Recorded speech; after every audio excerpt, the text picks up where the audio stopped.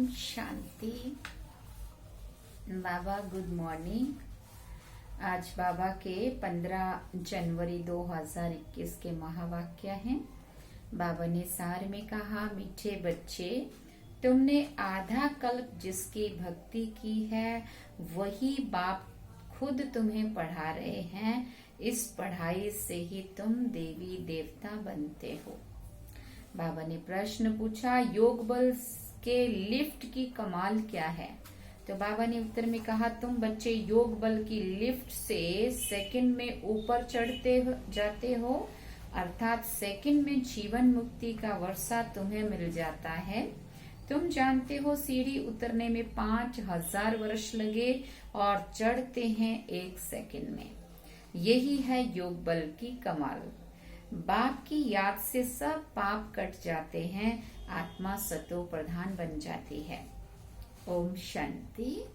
रूहानी बाप रूहानी बच्चों को बैठ समझाते हैं। रूहानी बाप की महिमा तो बच्चों को सुनाई हुई है। वो ज्ञान का सागर सत्य चित्त आनंद स्वरूप है, शांति का सागर है। उनको सभी बेहद की शिफ्टें दी जाती है। अब बाप है ज्ञान का सागर, और इस समय जो भी मनुष्य मात्र हैं सब जानते हैं हम भक्ति के सागर हैं। भक्ति में जो सबसे तीखा होता है उनको मान मिलता है। इस समय कलयुग में है भक्ति दुख, सतयुग में है ज्ञान का सुख। ऐसे नहीं कि वहाँ ज्ञान है, ये तो ये महिमा सिर्फ एक की ही है, और बच्चों की महिमा भी है, क्योंकि बाप बच्चों को पढ़ाते हैं अथवा यात्रा सिखलाते हैं। बाप ने समझाया है 2 यात्राएं हैं। भक्त लोग तीर्थ करते हैं, चारों तरफ चक्र लगाते हैं। तो जितना टाइम चारों तरफ चक्कर लगाते हैं उतना टाइम विकार में नहीं जाते हैं। शराब आदि छी कोई चीज खाते पीते नहीं है। कभी बद्रीनाथ कभी काशी चक्र लगाते हैं, भक्ति करते हैं भगवान की। अब भगवान तो एक होना चाहिए ना। सब तरफ तो चक्कर नहीं लगाना चाहिए ना। बाबा कहते शिव बाबा के तीर्थ का भी चक्कर लगाते हैं। सबसे बड़ा बनारस का तीर्थ गाया हुआ है, जिसको शिव की पुरी कहते हैं। चारों तरफ जाते हैं, परंतु जिनका दर्शन करने जाते हैं अथवा जिनकी भक्ति करते हैं उनकी बायोग्राफी ऑक्यूपेशन का किसी को भी पता नहीं है। इसलिए उनको कहा जाता है अंधश्रद्धा। किसी की पूजा करना, माथा टेकना और उनकी जीवन कहानी को ना जानना, उसको कहा जाता है ब्लाइंड फेथ। घर में भी मानते हैं, घर में भी मनाते हैं, देवियों की कितनी पूजा करते हैं। मिट्टी की व पत्थर की देवियां बनाकर उनको बहुत श्रृंगारते हैं। समझो लक्ष्मी का चित्र बनाते, उनसे पूछो कि इनकी बायोग्राफी बताओ, तब कहेंगे सतयुग की महारानी थी, त्रेता की फिर सीता थी, बाकी इन्होंने कितना समय राज्य किया, लक्ष्मी नारायण का राज्य कब से कब तक चला, ये कोई भी नहीं जानते हैं। मनुष्य भक्ति मार्ग में यात्रा पर जाते हैं, ये सब है भगवान से मिलने के उपाय। शास्त्र पढ़ना ये भी उपाय है भगवान से मिलने के लिए, परंतु भगवान है कहाँ? कहेंगे वो तो सर्वव्यापी है। अभी तुम जानते हो पढ़ाई से हम ये बनते हैं माना देवी देवता बनते हैं। बाप खुद आकर पढ़ाते हैं। जिनसे मिलने के लिए आधा कल्प भक्ति मार्ग चलता है। कितने अलग अलग तरीके से हम भगवान को ढूंढते हैं, पाने के लिए कितना कुछ करते हैं। बाबा कहते जिनसे मिलने के लिए आधा कल्प भक्ति मार्ग चलता। कहते हैं बाबा पावन बनाओ और अपना परिचय भी दो कि आप हैं कौन। बाबा ने समझाया है कि तुम आत्मा बिंदी हो, आत्मा को ही यहाँ शरीर मिला हुआ है, इसलिए यहाँ कर्म करती है। देवताओं के लिए कहेंगे कि ये सतयुग में राज्य करके गए हैं। क्रिश्चियन लोग तो समझते हैं बरोबर गॉड फादर ने पैराडाइज स्थापन किया, हम उसमें नहीं थे। भारत में पैराडाइज था, उन्हों की बुद्धि फिर भी अच्छी है। भारतवासी सतो प्रधान भी बनते हैं तो फिर तमो प्रधान भी बनते हैं। वो इतना सुख नहीं देखते तो दुख भी इतना नहीं देखते हैं। अभी पिछाड़ी के क्रिश्चियन लोग कितना सुखी हैं। पहले तो वो गरीब थे, पैसा तो मेहनत से कमाया जाता है ना। पहले एक क्राइस्ट आया, फिर उनका धर्म स्थापन होता है, वृद्धि होती जाती है, 1 से 2, 2 से 4 डैश डैश, ऐसा फिर वो विस्तार को पाता है। फिर ऐसे वृद्धि होती जाती है। अभी देखो कृष्ण का झाड़ कितना हो गया है, फाउंडेशन है देवी देवता घराना। वो फिर यहाँ इस समय स्थापन होता है। पहले एक ब्रह्मा, फिर ब्राह्मणों की एडॉप्शन, फिर ब्राह्मणों की एडॉप्टेड संतान वृद्धि को पाते हैं। बाप पढ़ाते हैं तो बहुत ढेर ब्राह्मण हो जाते हैं। पहले तो ये एक था ना, एक से कितनी वृद्धि हुई है, कितनी होने की है। कितना अभी तक विस्तार हुआ है ब्रह्मा कुमारी का परिवार का, और कितना बाबा कहते अभी और होना है। जितने सूर्यवंशी चंद्रवंशी देवताएं थे उतने सब बनेंगे, फिर से वो लोग सब आएंगे बाबा के बनेंगे। पहले है एक बाप, उनकी आत्मा तो है ही, बाप की ही हम आत्माएं संतान कितनी है। हम सब आत्माओं का बाप एक अनादि है। फिर सृष्टि का चक्र फिरता रहता है। सभी मनुष्य तो सदैव नहीं है ना। आत्माओं को भिन्न भिन्न पार्ट बजाना है इस झाड़ का। पहले पहले थुर है देवी देवताओं का, फिर उनसे ट्यूब निकलती हैं, उनसे अलग अलग ट्यूब्स निकलती हैं। तो बाप बैठ बच्चों को समझाते हैं, बच्चों मैं आकर के क्या करता हूँ, आत्मा में ही धारणा होती है। बाप बैठ सुनाते हैं मैं आया कैसे। तुम सब बच्चे जबकि पतित बने हो तो याद करते हो ना। सतयुग त्रेता में तो तुम सुखी थे तो याद नहीं करते थे, सुना। द्वापर के बाद जब दुख जास्ती हुआ है तब पुकारा है। क्या पुकारा? हे परमपिता परमात्मा बाबा। फिर बाबा ने कहा हाँ बच्चों सुना, हाँ क्या चाहते हो? बाबा ने पूछा क्या चाहते हो? बाबा आकर पतितों को पावन बनाओ। बाबा हम बहुत दुखी पतित हैं, हमको आकर पावन बनाओ, कृपा करो, आशीर्वाद करो। तुमने मुझे पुकारा है बाबा, आकर पतितों को पावन बनाओ। पावन सतयुग को कहा जाता है, ये भी बाप खुद बैठ समझाते हैं। ड्रामा के प्लान अनुसार जब संगम युग होता है, सृष्टि पुरानी होती है, तब मैं आता हूँ। तुम समझते हो सन्यासी भी दो प्रकार के हैं, वो है हठ योगी, उनको राजयोगी नहीं कहा जाता, सुना। उन्हों का है हद का सन्यास, घर बार छोड़ जाए जंगल में रहते हैं, गुरुओं के फॉलोअर्स बनते हैं। गोपीचंद राजा के लिए भी एक कथा सुनाते हैं। उसने कहा तुम घर बार क्यों छोड़ते हो, कहाँ जाते हो? शास्त्रों में बहुत कुछ कहानियां लिख दी हैं। अभी तुम बीके राजाओं को भी जाकर ज्ञान और योग राजयोग सिखलाते हो, है ना। एक अष्टावक्र गीता भी है जिसमें दिखाते हैं राजा को वैराग्य आया, बोला हमको कोई परमात्मा से मिलाए, फिर ढिंडोरा पिटवाया। बाबा ने कहा ये वही समय है, फिर बाबा ने कहा ये वही समय है, तुम जाकर राजाओं को ज्ञान देते हो ना बाप से मिलाने के लिए। जैसे तुम मिले हो तो औरों को भी मिलाने की कोशिश करते हो ना। तुम कहते हो हम तुमको स्वर्ग का मालिक बनाएंगे, मुक्ति जीवन मुक्ति देंगे, फिर उनको बोलो शिव बाबा को याद करो और कोई को नहीं। तुम्हारे पास भी शुरू में बैठे बैठे एक दो को देखते ध्यान में चले जाते थे ना, बड़ा वंडर लगता था। बाप था ना इनमें, तो वो चमत्कार दिखाते थे, सबकी रस्सी खींच लेते थे। बाप दादा इकट्ठे हो गए ना, कब्रिस्तान बनाते थे, सब बाप की याद में सो जाओ। हाँ बाबा ऐसे ऐसे अभ्यास कराते थे, सब ध्यान में चले जाते थे। ये सब शिव बाबा की चतुराई थी। इसको फिर कई जादुई समझने लगे, जादू भी समझने लगे। ये था शिव बाबा का खेल। बाप जादूगर, सौदागर, रत्नागर भी है ना, धोबी भी है, सुनार भी है, वकील भी है, सुना बाबा क्या क्या है। सबको रावण की जेल से छुड़ाते हैं, उनको ही सभी बुलाते हैं, हे पतित पावन, हे दूर देश के रहने वाले, हमको आकर पावन बनाओ। आओ भी पतित दुनिया में, पतित शरीर में आकर हमको पावन बनाओ। अभी तुम उनका भी अर्थ समझते हो। बाप आकर बतलाते हैं, तुम बच्चों ने रावण के देश में हमको बुलाया है। मैं तो परम धाम में बैठा था, स्वर्ग स्थापन करने के लिए मुझे नरक रावण के देश में बुलाया कि अब सुख धाम में ले चलो। अभी तुम बच्चों को ले चलते हैं ना, तो ये है ड्रामा। मैंने जो तुमको राज्य दिया था ना वो पूरा हुआ। फिर द्वापर से रावण राज्य चला है, 5 विकारों में गिरे, उनके फिर चित्र भी जगन्नाथपुरी में है।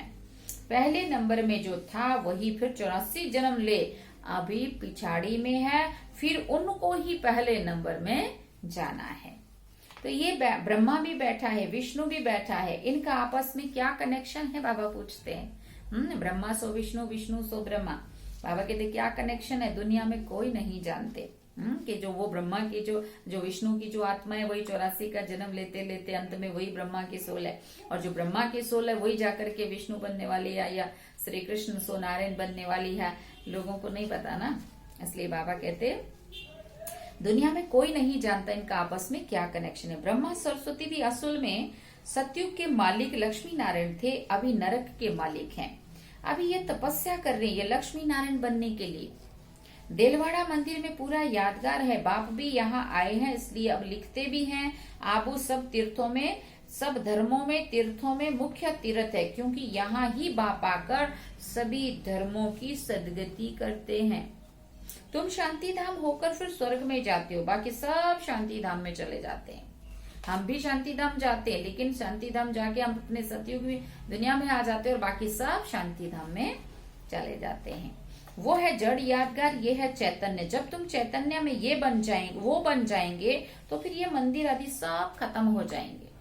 सुना, फिर भक्ति मार्ग में ये यादगार बनाएंगे। अभी तुम स्वर्ग की स्थापना कर रहे हो। मनुष्य समझते हैं स्वर्ग ऊपर में है। मनुष्य क्या समझते हैं, स्वर्ग ऊपर में है। बाबा कहते अभी तुम समझते हो ये भारत स्वर्ग था, अभी नरक है। ये चक्र देखने से ही सारा ज्ञान आ जाता है। द्वापर से और धर्म आते हैं, और अभी देखो कितने धर्म हैं। ये है आयरन एज, अभी तुम संगम युग पर हो। सतयुग में जाने के लिए पुरुषार्थ करते हो। कलयुग में सब है पत्थर बुद्धि, सतयुग में है पारस बुद्धि। तुम ही पारस बुद्धि थे, तुम ही फिर पत्थर बुद्धि बने हो, फिर पारस बुद्धि बनना है। अब बाप कहते हैं तुमने हमको बुलाया है तो मैं आया हुआ हूँ और तुमको कहता हूँ काम को जीतो तो जगत जीत बनेंगे। मुख्य ये विकार ही है, सतयुग में है ही सब निर्विकारी, कलयुग में है विकारी। बाप कहते हैं बच्चे अब निर्विकारी बनो, 63 जन्म विकार में गए हो, अब ये अंतिम जन्म पवित्र बनो। अभी मरना भी सबको है, मैं स्वर्ग स्थापन करने आया हूँ तो अब मेरी श्रीमत पर चलो, मैं जो कहूँ वो सुनो। अभी तुम पत्थर बुद्धि को पारस बुद्धि बनाने का पुरुषार्थ कर रहे हो। तुम ही पूरी सीढ़ी उतरते हो फिर चढ़ते हो, तुम जैसे जिन हो। सुना, जिन की कहानी है ना, उसने बोला काम दो तो राजा ने कहा अच्छा सीढ़ी उतरो और चढ़ो, जो काम कभी पूरा ही ना हो। बहुत मनुष्य कहते हैं भगवान को क्या पड़ी थी जो सीढ़ी चढ़ाते और उतराते हैं। तो हम लोग सीढ़ी चढ़ते और उतरते ही है ना। सीढ़ी चढ़ना और उतरना माना सतयुग से लेकर कलयुग तक की यात्रा करना, फिर ऊपर जाना, फिर ऊपर से फिर सतयुग से आना, फिर नीचे आना, फिर ऊपर जाना, ये चक्र है। बाबा कहते भगवान पे लोग कहते हैं कि बहुत मनुष्य कहते भगवान को क्या पड़ी थी जो सीढ़ी चढ़ाते और उतारते हैं। भगवान को क्या हुआ जो ऐसी सीढ़ी बनाई। बाप समझाते हैं ये अनादि खेल है। तुमने 5000 वर्ष में 84 जन्म लिए हैं। 5000 वर्ष तुमको नीचे उतरने में लगे हैं, फिर ऊपर में जाते हो सेकंड में। ये है तुम्हारे योग बल की लिफ्ट। बाप कहते हैं याद करो तो तुम्हारे पाप कट जाएंगे। बाप आते हैं तो सेकंड में तुम ऊपर चढ़ जाते हो, फिर नीचे उतरने में 5000 वर्ष लगते हैं। सुना, कलाएं कम होती जाती हैं। चढ़ने की तो लिफ्ट है, सेकंड में जीवन मुक्ति सतो प्रधान है ना, फिर आहिस्ते आहिस्ते तमो प्रधान बनेंगे। बाबा ने कहा 5000 वर्ष लगते हैं। अच्छा, फिर तमो प्रधान से सतो प्रधान बनना है एक जन्म में। तमो प्रधान बनने में 5000 वर्ष लगे, अब सतो प्रधान बनने में एक जन्म, और एक जन्म का भी अंत में। अभी जबकि मैं तुमको स्वर्ग की बादशाही देता हूं तो तुम पवित्र क्यों नहीं बनेंगे। परंतु कामेशु क्रोधेशु भी है ना, विकार ना मिलने से फिर स्त्री को मारते हैं, बाहर निकाल देते हैं, आग लगा देते हैं। अबलाओं पर कितने अत्याचार होते हैं। बाबा ने कहा ये भी ड्रामा में नूंद है। अच्छा, मीठे मीठे सिकिल दे बच्चों प्रति माता पिता बाप दादा का याद प्यार और गुड मॉर्निंग। रूहानी बाप की रूहानी बच्चों को नमस्ते। हम रूहानी बच्चों की भी रूहानी माता पिता बाप दादा को दिलवा चांद सिखवा प्रेम से याद प्यार गुड मॉर्निंग नमस्ते थैंक्स बाबा जी। अब धारणा के लिए मुख्य सार है। पहला पॉइंट, जगत का मालिक बनने व विश्व की बादशाही लेने के लिए मुख्य काम विकार पर जीत पानी है। संपूर्ण निर्विकारी जरूर बनना है। दूसरा पॉइंट, जैसे हमें बाप मिला है ऐसे सबको बाप से मिलाने की कोशिश करनी है। बाप की सही पहचान देनी है। सच्ची सच्ची यात्रा सिखलानी है। वरदान में बाबा ने कहा, साइलेंस की शक्ति द्वारा सेकंड में हर समस्या का हल करने वाले एकांतवासी भव।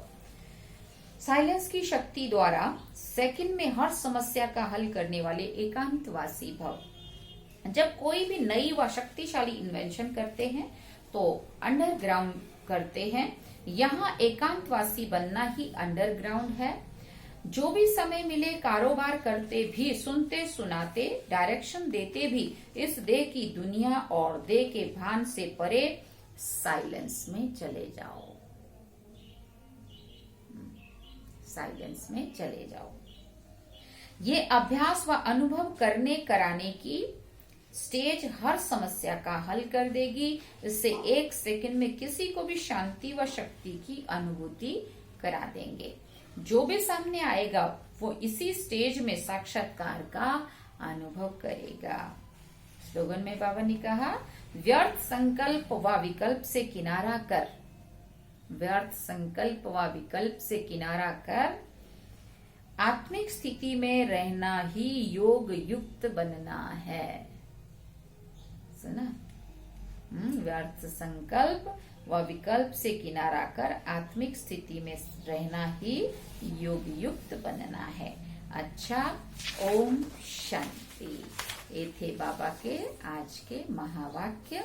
बाबा ने सार में कहा, मीठे बच्चे, तुमने आधा कल्प जिसकी भक्ति की है वही बाप खुद तुम्हें पढ़ा रहे हैं। इस पढ़ाई से ही तुम देवी देवता बनते हो। सुना? ये थे बाबा के आज के महावाक्य। और तो आज कल आप सभी ने कल भी पतंग उड़ाई और आज भी कई उड़ाएंगे। आज वासी उत्तरायण मानते हैं। तो वासी उत्तरायण में भी बहुत सारे लोग छत पे जाके गीत संगीत म्यूजिक के साथ और सारे पतंग उड़ा रहे होते हैं। और कोई उड़ाने में मजा लेते हैं, कोई काटने में मजा लेते हैं। तो आप सबने तो कल किसी का नहीं काटा ना, क्योंकि बाबा ने हमें काटना नहीं सिखाया है। बाबा ने तो हमें उड़ना और उड़ाना सिखाया है ना। तो हमें कभी भी काटने का लक्ष्य नहीं रखना है। हमेशा खुद भी उमंग उत्साह के पंख लगा के उड़ते रहो। और जो मन की डोरी है उसको हमेशा ऊंची ऊंची उड़ान भर के बाबा के साथ बाबा तक सबसे, क्योंकि पतंग भी आकाश तक उड़ते हैं। और हमारा मन कहाँ तक उड़ता है? हमारा मन बाबा तक, भगवान तक, जो सारी दुनिया का सबसे सर्वोच्च पिता है ना। ऊंचे ते ऊंचा है, ऊंचा तेरा नाम, ऊंचा तेरा धाम, ऊंचे ते ऊंचे भगवान। तो उससे ऊंची तो पतंग नहीं जाती ना। तो दुनिया वालों की पतंग नीचे नीचे कहीं फंस जाती है, कहीं कट जाती है ना। लेकिन हमारी मन रूपी डोरी के साथ बंधी हुई ये आत्मा उड़ के कहाँ तक पहुंचती है? बाबा तक पहुंचती है। और बाबा से सर्व गुण और सर्व शक्तियां अपने में भरती है, अपना श्रृंगार करती है। और उमंग उत्साह में रह करके हमें कल भी किया होगा, बहुत अच्छे से त्योहार मनाया होगा। और जनवरी मास तो वैसे भी उड़ने और उड़ाने का ही है ना। जितना तपस्या करेंगे, योग करेंगे, उतना ही उड़ते रहेंगे और उड़ाते रहेंगे। स्मृति सुस्मृति दिवस बहुत नजदीक पहुंच रहा है। 18 जनवरी बहुत समीप है, पास है। इसलिए आप सभी खूब तपस्या कर ही रहे होंगे और खूब पूरा जोर लगा दो। ये मन की डोरी को माया कहीं काटने ना पाए और ये बाबा के साथ हमेशा ऊंचाइयों तक, बाबा तक ऊपर टिकी रहे। और खूब गुण और शक्तियां हम आत्माएं अपने में धारण करें। यही शुभकामना है आप सभी को। वासी उत्तरायण की बहुत बहुत मुबारक हो, बधाई हो। ओम शांति।